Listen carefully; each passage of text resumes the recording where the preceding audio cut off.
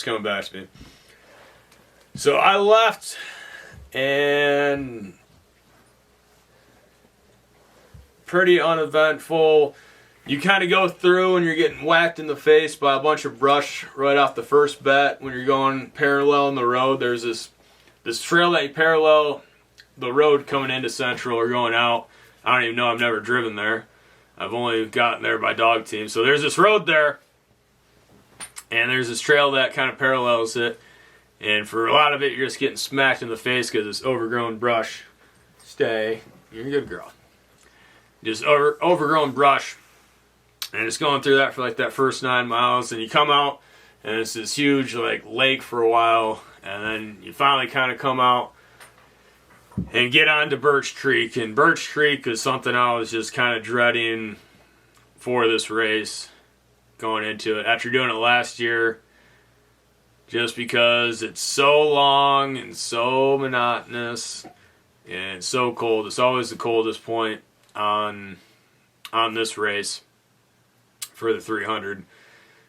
Doing it last year, and then you do this long run, this long, slow, monotonous, feels like it's never going to end run, and you finally get to Circle, and then you just got to come back and do the exact same thing over again. So I wasn't looking forward to it, but you just got to go do it.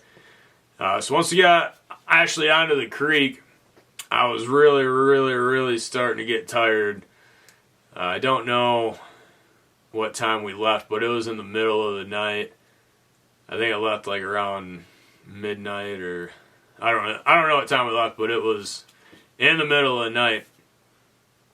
And I just started getting really tired. Wasn't falling asleep, but wasn't awake or conscious. It was kind of in between, and I would just, like, if you guys have ever been in a sleep-deprived state where you kind of just close and rest your eyes, and then you hit a bump, and you're kind of up and just back right into it. And I remember, like, being, like, half asleep, like, literally, like, stepping and running with the sled, like, as I'm sleeping. And so did that for, like, the first half of the run. Basically just hanging on. The dogs were steering me, and I was just getting manipulated, not letting go of the handlebar. That was probably one of the closest times for sure that I've ever been to actually falling asleep while mushing. And then the sun finally came up, and anytime that happens, you get a little bit more energy. And when we left Central, I brought a bale of straw with me because I wasn't sure if I wanted to break that run up, because it's a 74-mile run from Central to Circle. And like I said, initially our initial strategy was we're going to go from 101, blow through Central, go about 20 miles down the trail, camp there, and break that basically 100-plus mile run into like 250s, 255s, or 50 and a 60, something like that, and kind of break it up. Like I said, our strategy kind of changed because of the overflow, because Miss Y wanted to get looked at, because I wanted a burger. So we kind of changed the strategy a little bit. So then, knowing that that was a potential coming into the race, we brought an additional bale of straw for that checkpoint so that I could take it with me, put it on the sled, and then I'd have the potential to break up the run into 2 runs between Central and Circle. So I brought that bale of straw with me, knowing that that was a possibility, and it was all going to be based off the dogs, how the dogs were looking, how I was feeling. If they looked and felt energized, we were going to push it. Always knowing that on the last run from Circle back to Central to the finish line that we were going to do that in one run basically, no matter what, even if it was a long run for us.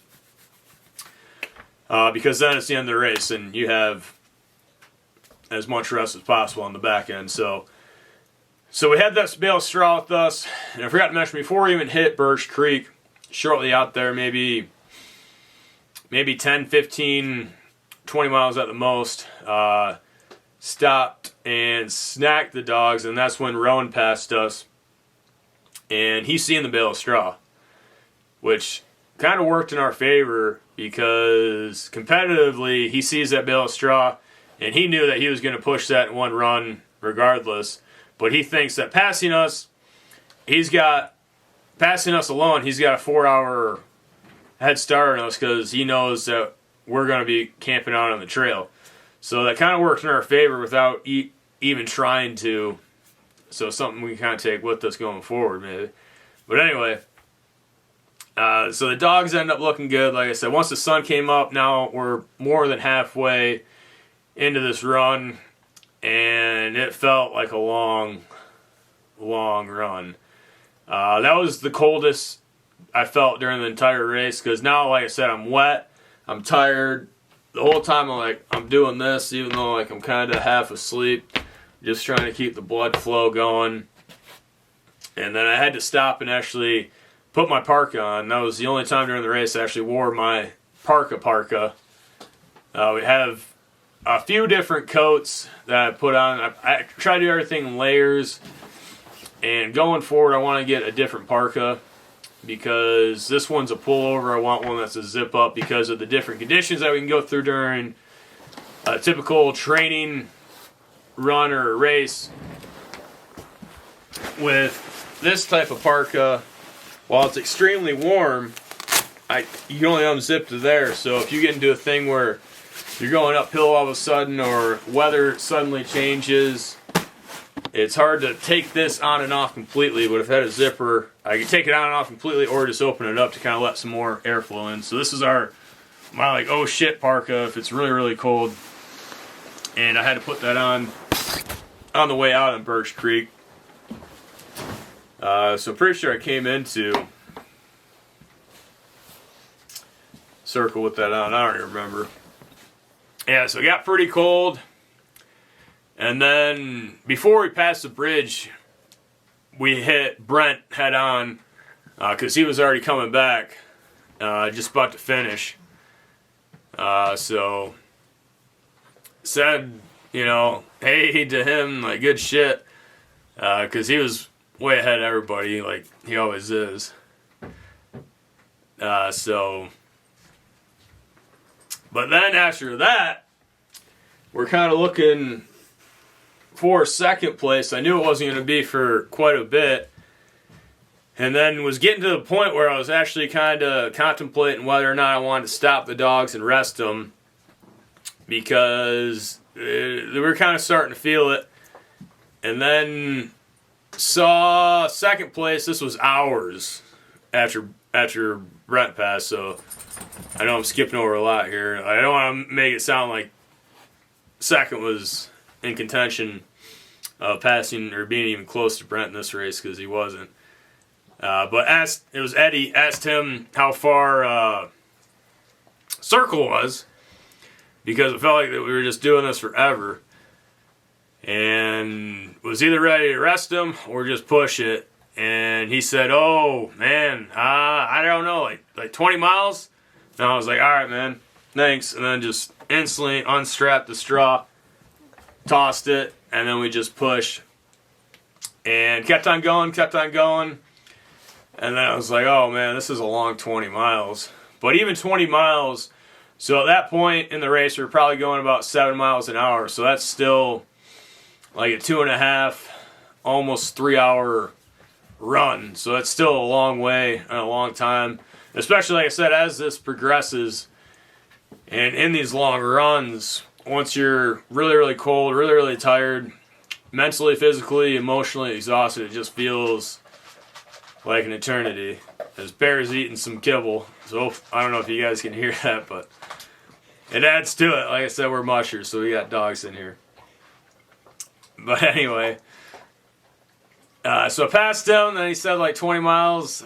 It was close to that. Like I said, it felt like another 50. And then, so you finally get off of Birch Creek. Come here, buddy. Good boys. Yeah, good boys. So you finally get off of Birch Creek. And last year, I didn't remember how long of a run it was once you got off the creek. Because it was probably another, 10 miles or so after that. So you get off the creek, and I'm like kind of excited. Like, finally, we're done with this run. And we're going to be in the checkpoint. And Bear can get some chow and some rest. And then it just felt never ending once again. And shortly after we got off the creek, though, came up to Roan. He stopped to snack his dogs. And I thought that was a checkpoint at first. Like, I thought he was getting checked in. And I was like, oh, boys, we're there. Like, getting the dogs excited. And then realized it was just the team that stopped and realized it was Roan. And he actually had a dog that he loaded up. I don't know if he just loaded him up there or anywhere on that run. So as I was passing him, I asked if he was good and needed help or anything. And he said, no, just snacking. And I was like, all right. And then, like, right after I passed him, he took off again. And he was kind of going a similar pace that I was. So I wasn't sure if he was going to be faster than I was. So I kind of kept on looking back, seeing if he was going to catch me or not. And he was right there, but never passed us. And then just kept on thinking that checkpoint was going to be right there, right there, right there, right there, right there. And then it never was. Well, it eventually was, but it felt like a long, long time. And like I said, even another 10 miles, that's still an hour plus. And once you get close, I mean, you get to that false sense of security almost where you think it's done and it's not. So it can be a little bit demoralizing, but at the same time, like, you know it's right there. And then finally, you kind of get into like the little town of Circle, so you're actually on the road.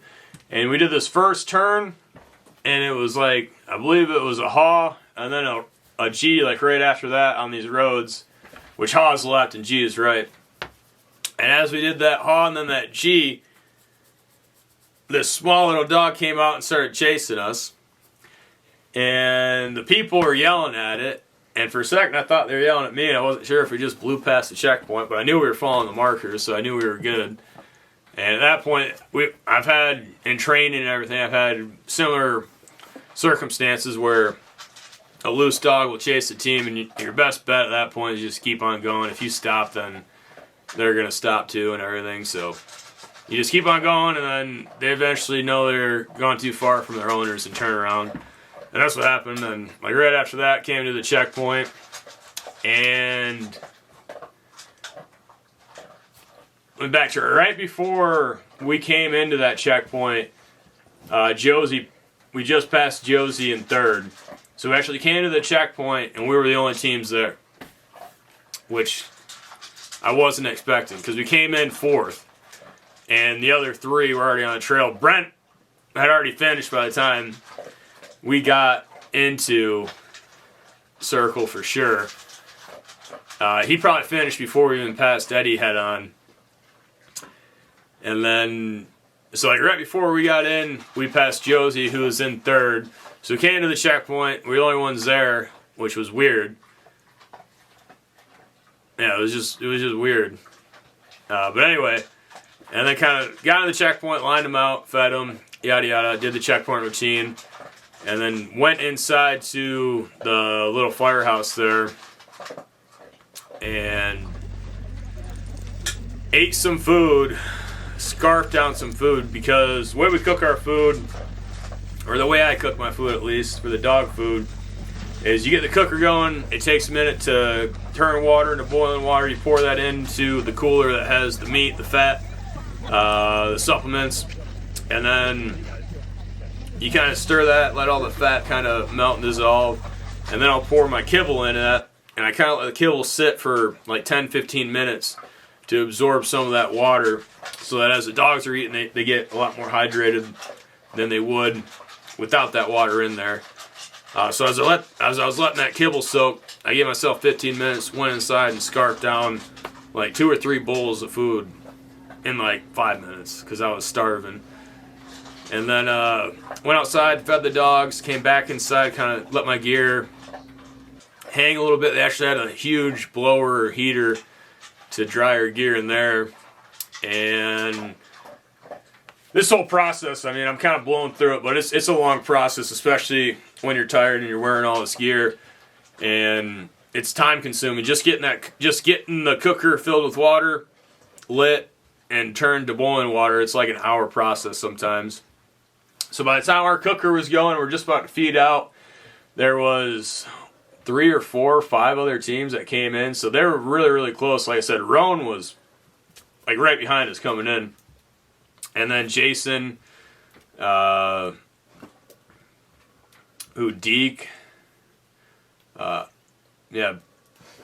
Benjamin Good. So all these guys I knew were right on us. And like I said, I wasn't sure on their strategy. I knew if we had stuck to our initial strategy, our dogs would have had a shorter run coming in with more rest. So I wasn't sure what the other teams were kind of doing. So I knew other teams potentially were going to have more speed than us kind of leaving the checkpoint. And like I said, we had a mandatory 4 hours there. So I wanted to make sure that as soon as that time was up, we were leaving. Because the dogs looked really relatively good, considering they just ran at that point, 235 miles or so. They looked really, really good. Thanks to this guy. This guy is such a powerhouse. This guy is such a powerhouse, huh? Yeah. You get jealous.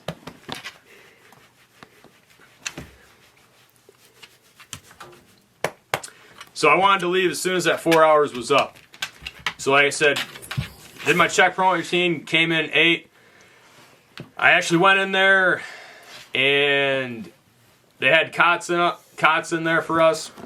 I just basically stripped down to my base layers, laid on a cot for 20 minutes, didn't fall asleep, but was able to change my socks. And that was actually the first time I changed my socks the entire race. It was the first time I took my Lobans completely off and let my feet breathe too, just for that 20 minutes. So like I said, my Lobans were soaked, so my socks were soaked, my Bama socks were soaked, so I was able to change both my Bama socks and my wool socks.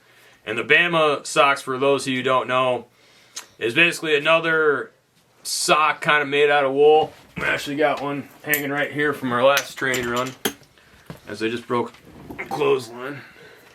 Snap? No, that's not a treat. So this is a Bama sock. So basically you wear this over your actual sock, and what this does is it wicks all the moisture from your feet. If any of you guys have damp, sweaty feet like I do, these are great in those conditions. And just like I was alluding to, if you get wet, I like wearing those even if my feet aren't going to sweat, because if you get wet, that pulls a lot of the moisture out of those Lobans. You can swap those out when you can't really swap out the Lobans, because I only got one pair of Lobans. Going forward, it would be nice to have at least a secondary set somewhere along the way in case I did get wet. I could switch out the Lobans completely, but those Bamas go a long way. So I was able to put fresh socks, fresh Bamas, and then just put all my gear back on, went outside, started getting the dogs ready, booted up all the dogs, and got to the chute, and we were there waiting for our 4 hours to be up. We waited like 30 seconds, and they counted us down. And as soon as they counted us down, we left.